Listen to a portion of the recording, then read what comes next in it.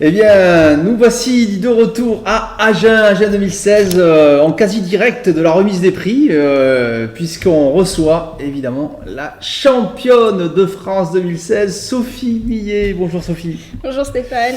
Donc ça fait plaisir, là, un 5e titre à ton palmarès. Oui, c'était très dur, très stressant, les parties de départage, et je suis vraiment très contente d'avoir gagné cette année. Alors on a des petits objets à côté de nous, parce qu'évidemment ça c'est les trophées que reçoivent les championnes, et les champions aussi d'ailleurs, puisque Mathieu Cornette aussi a reçu en tant que champion de France, comme toi, championne de France, ce fameux petit vase. Alors qu'est-ce que c'est que ce vase? Parce qu'il a l'air de rien, mais en fait il a une tradition en France. C'est quoi? Un vase de Sèvres, offert par le président de la République, qui a été confectionné dans la manufacture de Sèvres. Et ouais, regardez, un truc bien français là, il est beau ce vase, regardez-moi ça. Et donc ça te fait ton 5e? Oui. Alors qu'est-ce qu'on met dedans? Ah bah rien, c'est d'abord tout, voilà, c'est un objet collection. C'est un trophée. Et ouais, un super trophée.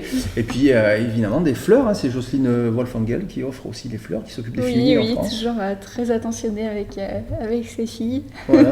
Que tu connais bien, puisque tu as aussi gagné des titres de championne de France rapide aussi, qu'elle organise depuis quelques années. Oui, toujours. Ouais. Alors raconte-nous ce tournoi, parce qu'évidemment on veut savoir qu'est-ce que ça fait, comment ça se déroule un tournoi comme ça. En gros, est-ce qu'il y a eu des phases importantes? C'est vrai que j'avais assez bien commencé. J'étais assez contente de mon tournoi. J'étais à 5 sur 6. À ce moment-là, je crois que j'avais un point d'avance. C'était très bien parti. Et puis, les 3 dernières parties, très décevant. J'ai fait 3 nuls. C'est vrai que j'étais... Dans des positions parfois un peu difficiles d'ailleurs. Il a fallu que tu serres les vis parce que... Mon niveau de jeu était pas très bon, même si en général j'étais assez satisfaite de mes positions après l'ouverture. Et puis je lâchais et ça se retournait. Et puis bon, finalement, j'ai réussi à en sauver quelques-unes. C'est vraiment un peu la fatigue de fin de tournoi aussi, peut-être? Ouais, à la fin, de toute façon, tout le monde est fatigué. Ouais. C'est vrai que c'est très, très dur, très éprouvant comme tournoi, parce que bon, non seulement il y a les parties, mais en plus il y a la préparation pour les parties. Moi, je me prépare beaucoup. Assidûment. Je me prépare 2-3 heures en général le matin, donc c'est vrai qu'à la fin, il n'y a pas de journée de repos. En plus, souvent, le vendredi soir, il y a la simultanée que j'ai jouée. Oui, alors ça t'a peut-être pas aidé ça, parce que tu as joué la nuit des échecs. Ouais. Alors on peut le noter quand même ça, parce que bon, c'était un moment à Agen 2016, cette nuit des échecs, c'est-à-dire que vous avez joué à 4, il y avait aussi Laurent Fressinet, Adrien Demuth et Tigran Garamian. Donc et toi, vous étiez 4 champions, vous avez joué quasiment chacun environ 24 parties, en 2 x 12 en fait. Peut-être même un peu plus, donc une centaine de parties à 4. Et tu étais pas loin, en plus, de réussir un extraordinaire 100%. Je crois que tout le monde était un peu super étonné, parce que les autres grands maîtres avaient lâché des nuls, même des pertes, et toi, tu étais en train de tout finir, et c'est juste à la fin que tu as lâché des points. Oui, j'ai perdu une partie quasiment juste à la fin. Et c'est vrai que j'ai tout gagné, sinon, je sais pas, peut-être à chaque fois que je joue, j'ai envie de gagner, alors peut-être les autres le prenaient un peu moins... Prenez un peu plus relax, je sais pas, mais bon, c'est vrai que le résultat était très bon. Il y avait aussi, il faut dire, des bons joueurs dans cette simultanée avec un bon niveau, et évidemment, ils ont eu des soucis. Tout le monde a eu des soucis. C'était très, très sympathique, en tout cas, comme expérience. C'est la première fois que je la faisais. Ouais. Et c'est vrai de rencontrer les gens avaient l'air contents, ça fait plaisir. C'est pas si souvent qu'on est en contact comme ça avec tout le monde, avec les joueurs qui viennent jouer ce championnat de France dans les autres tournois, les accompagnateurs, etc. Mais ça fatigue par contre, parce que là du coup les autres joueuses n'ont pas fait cet effort. C'est vrai que j'ai hésité avant d'accepter cette simultanée, parce que bon, c'est vrai que c'est toujours, il n'y a pas de journée de repos, la fatigue. Mais bon, finalement, je suis pas sûre que ça m'a desservi. Ça t'a peut-être même donné du moral finalement, parce que t'as passé peut-être ça m'a donné le rythme pour les blitz après, je sais pas.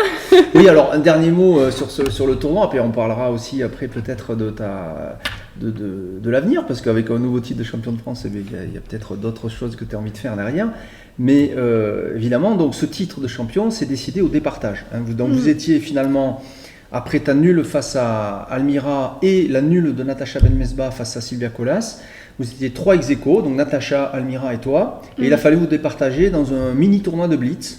C'est ça, en 3+2, une cadence très rapide. Ouais. C'est la première année que c'est ça, les départages. Avant, c'était des parties semi-rapides. Alors c'était en fait, c'est des parties semi-rapides normalement, mais c'est parce que vous étiez 3.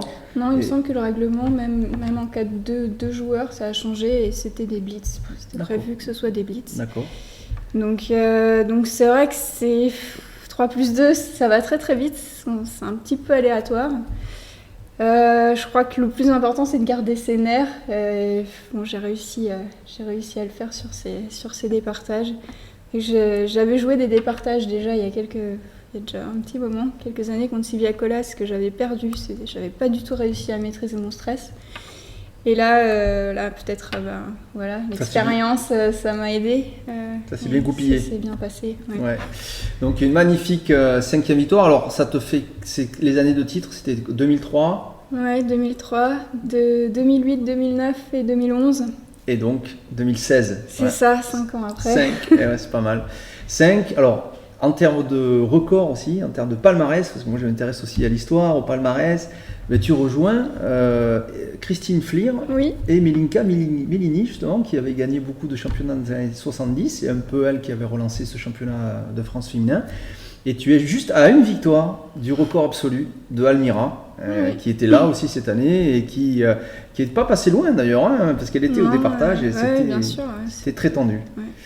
Superbe victoire. Alors, donc cette année, tu vas rejouer, en tant que championne de France, tu vas faire le championnat de France rapide, tu vas peut-être jouer aussi en club, tu vas faire des tournois.